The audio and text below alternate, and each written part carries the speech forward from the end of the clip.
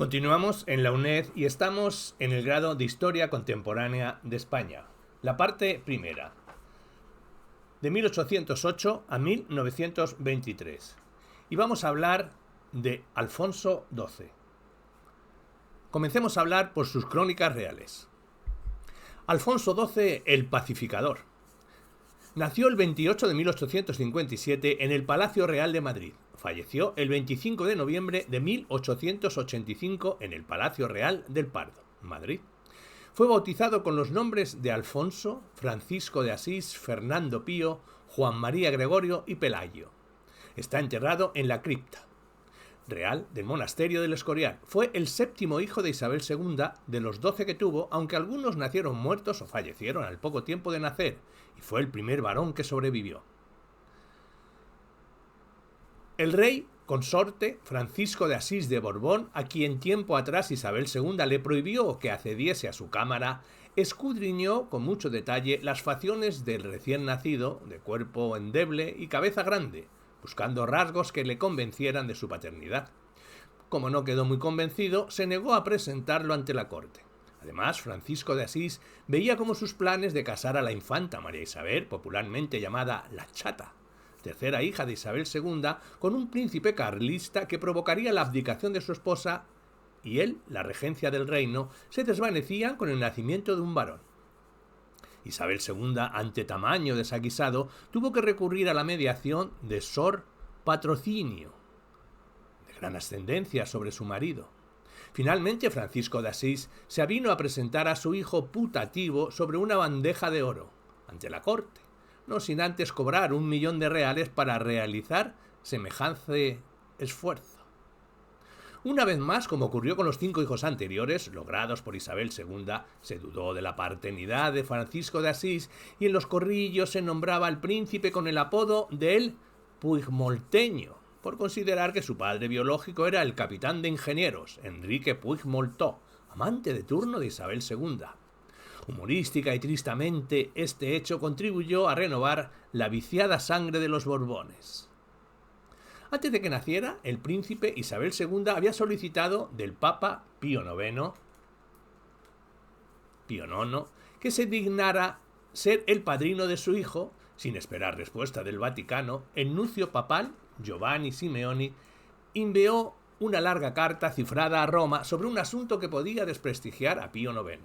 Simeoni le comentaba al cardenal Giacomo Antonelli, secretario de Estado del Vaticano: ha comenzado a cundir en la clase alta, aunque hasta ahora haya podido conservarse en un relativo secreto, el trato que la reina tiene desde hace meses con un oficial del cuerpo de ingenieros del ejército. Llega ésta hasta las habitaciones de la reina después de la medianoche, permaneciendo en ellas hasta el amanecer. El mismo Monseñor Claret, confesor de la reina, me ha dicho haberle asegurado que el padre de la prole que espera es de su augusto esposo, pero que en una carta amatoria al oficial de referencia ha escrito de su puño y letra que dicha prole debe atribuirse a este oficial, en cuyas manos está la carta. Pese a estas informaciones, el Papa accedió a apadrinar al heredero de la corona española. Los cuidados que reclamaron a la endeble salud del infante Alfonso fueron continuos. Era propenso a los catarros, complicados con afecciones pulmonares, siendo estas dolencias la causa del mal color de su cara y de su esquelético físico, así como una sombra de perpetua melancolía que se asomaba a sus ojos. La educación que se le dio a Alfonso fue eminentemente militar y religiosa. A los 7 años, terminada su primera enseñanza, se nombró jefe de estudios al general Osorio, auxiliado por un cuadro de profesores que representaban a todas las armas del ejército: el canónigo de la Catedral de Sevilla, padre Cayetano Fernández, y el arzobispo de Burgos se encargaron de instruirle en religión, y Antonio Castillo le enseñó a leer y a escribir. El barón de Andilla, Antonio Santa Cruz, y Garcés de Marcilla le hizo aprender de memoria unos versos que decían: niño, lávate los pies, cada 2 meses o 3. No dejes al comer muy limpio el plato, porque el lamer es cosa de gatos. No faltes el respeto a tus iguales, ni metas el dedo en los ojales. Sus ineptos educadores no tenían idea de lo que era un niño, y menos aún de un niño que un día sería rey. Isabel II, gran y letrada, aceptó el plan de estudios que le había sugerido su confesor, el padre Claret. Primero, clase de religión. Segundo, media clase de gramática. Tercero, clase de religión. Cuarto, media clase de gramática. Quinto, clase de religión. Más tarde se añadieron la esgrima y la equitación. Afortunadamente, el exilio compensó las nefastas deficiencias de la educación que estaba recibiendo. Isabel II ejerció un escaso influjo sobre sus hijos, limitándose a verlos unos cuantos minutos al día, los asuntos de Estado a los que prestaba poca atención, los continuos cotilleos de la camarilla, las representaciones oficiales, las fiestas, las corridas de toros, las noches en el teatro y el desarreglo de su vida personal consumían todo su tiempo. Su hija, la infanta Eulalia, dejó escritas en sus memorias esta cruda realidad. Mi madre vivía alejada de nosotros, y más que madre, la sentíamos una reina. Y así como mi madre no tuvo sentimiento en su matrimonio, así nosotros no conocíamos en realidad el cariño de unos padres en un hogar. Más triste fue el recuerdo de su padre, el huidizo Francisco de Asís. Era dolorosamente extraño aquel hombre menudo y fino que tenía unas manos bellísimas y un hablar dulce que no encontraba eco en nuestro corazón, ni un recuerdo en un simple detalle que se tiñera de emoción. Nada le unía a mí. Era una orfandad dolorosa la mía.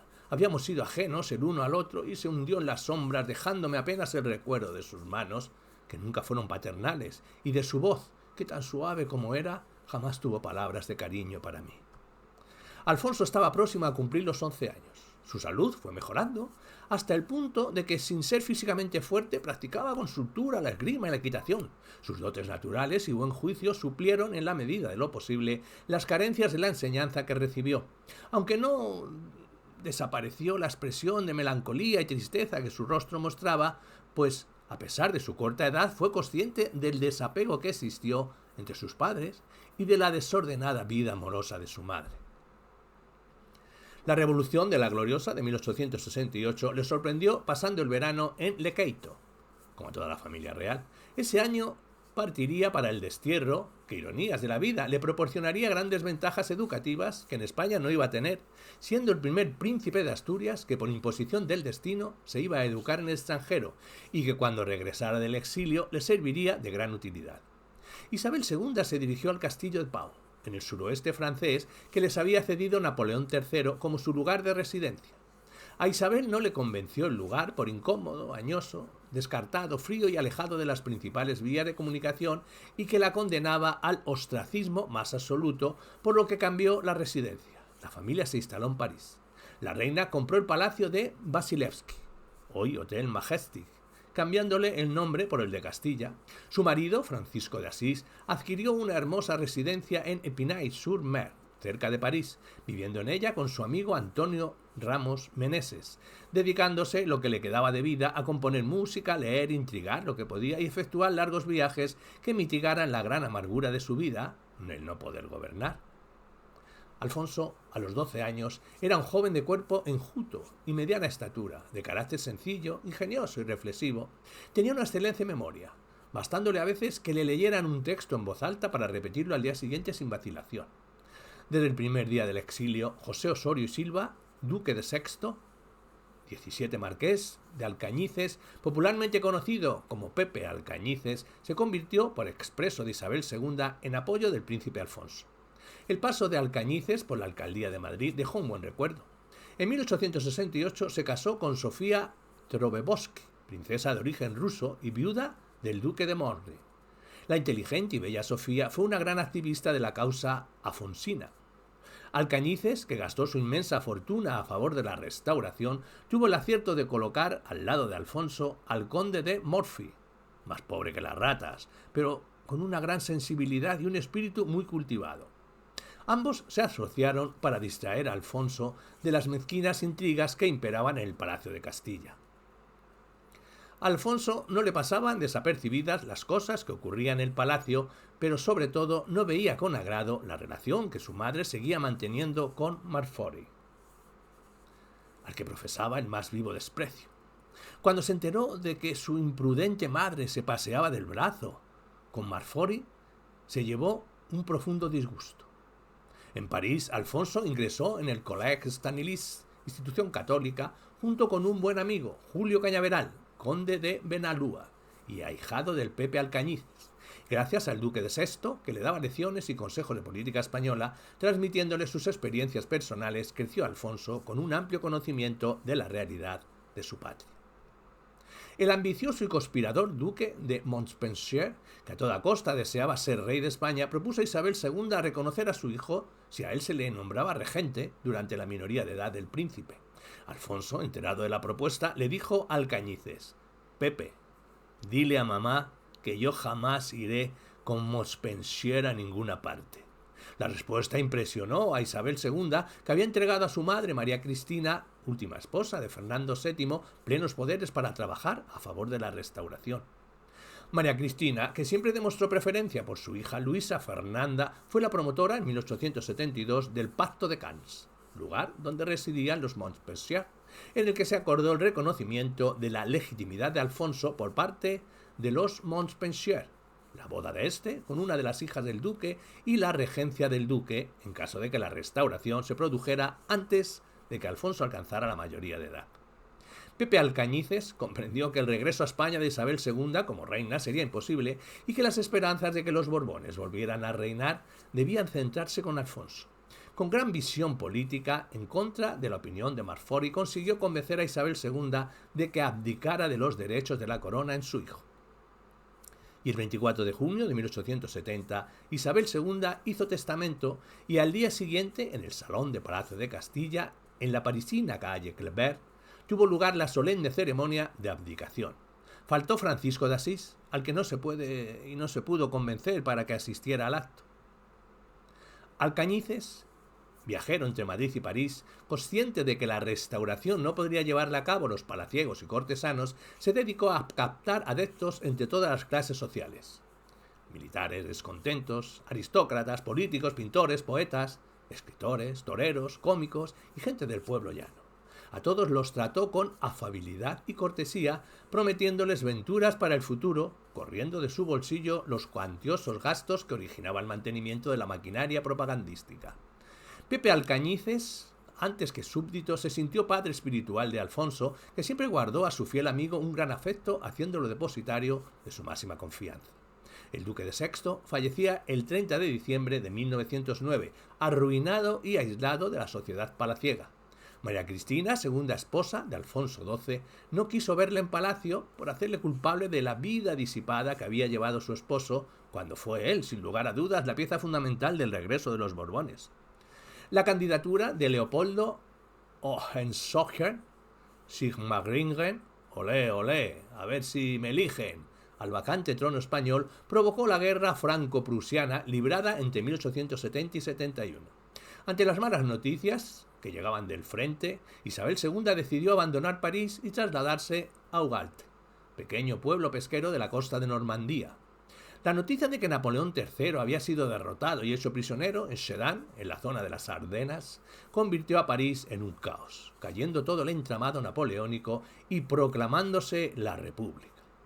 Ante tanto disturbio originado en la capital francesa, Isabel II decidió trasladarse con su familia y su séquito a Suiza. En Ginebra se instalaron en el Hotel de la Paix, situado a orillas del lago Le Mans. Isabel, que nunca supo valorar el dinero y necesitaba de hacer economías, tuvo que reducir gastos superfluos. Alfonso fue matriculado en un liceo y a las infantas se les puso una institutriz. En 1871, una vez firmada la paz de Versalles, regresaron a París. El interior del Palacio de Castilla, aunque exteriormente se había librado de los efectos bélicos, se encontraba muy deteriorado. En febrero de 1872, Alfonso ingresó en el Theresianum Academy de Viena, donde comenzó su verdadera educación. Allí aprendió el alemán, que sumados a los que ya sabía, inglés y francés, así como otras materias, le serían de mucha utilidad, aprovechando muy bien las enseñanzas recibidas. Durante su estancia en el Theresianum recibió 2 visitas que fueron trascendentales en su vida futura. La primera fue la de los duques de Montpensier, acompañados por su hija María de las Mercedes. La otra fue la de la cantante lírica Helena Sand, mujer bellísima, protegida de Isabel II, que iba a cantar en la ópera de Viena con la soprano italiana Adelina Patti, por lo que la reina le rogó que fuera a visitar a su hijo y le llevara una carta y un obsequio. La relación con Elena Sanz se materializó cuando Alfonso fue rey de España.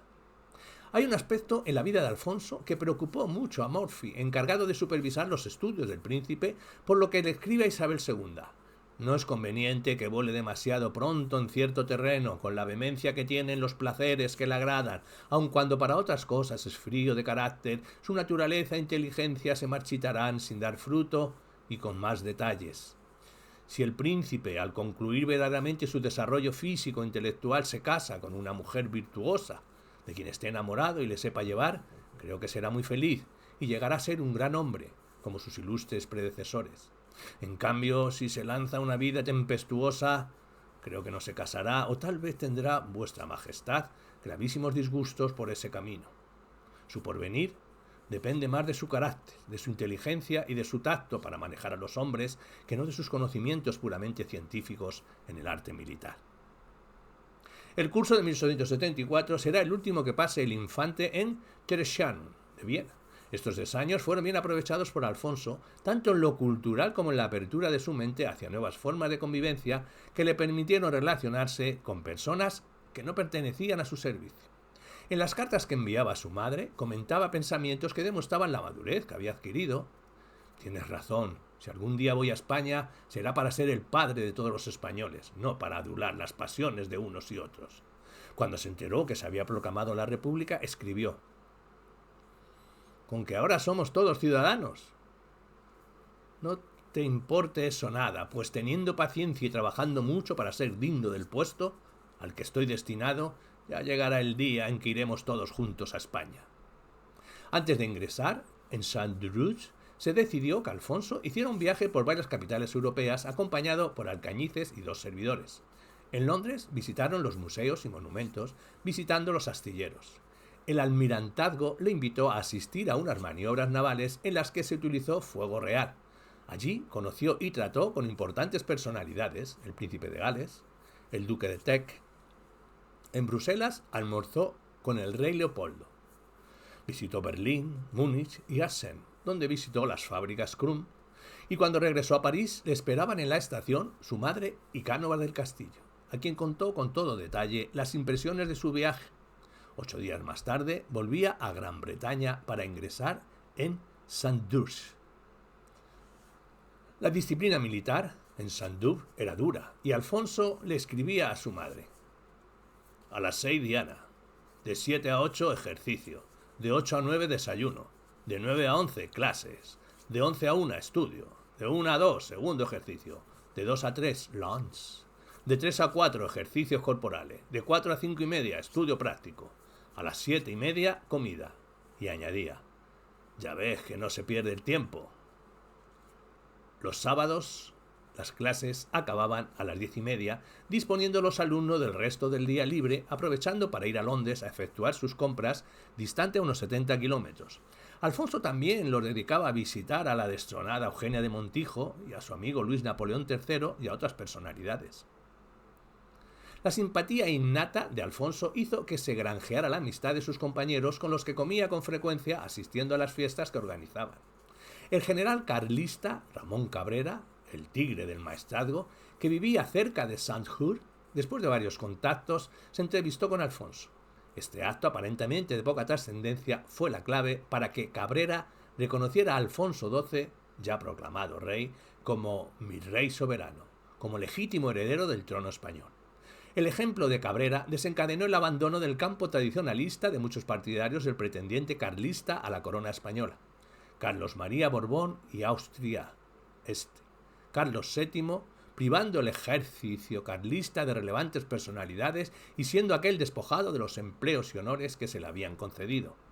Consciente, Alfonso, de los sacrificios económicos que estaba haciendo su madre para que él pudiera educarse en Saint-Just, redactó él mismo un presupuesto donde recogía todos los gastos mensuales.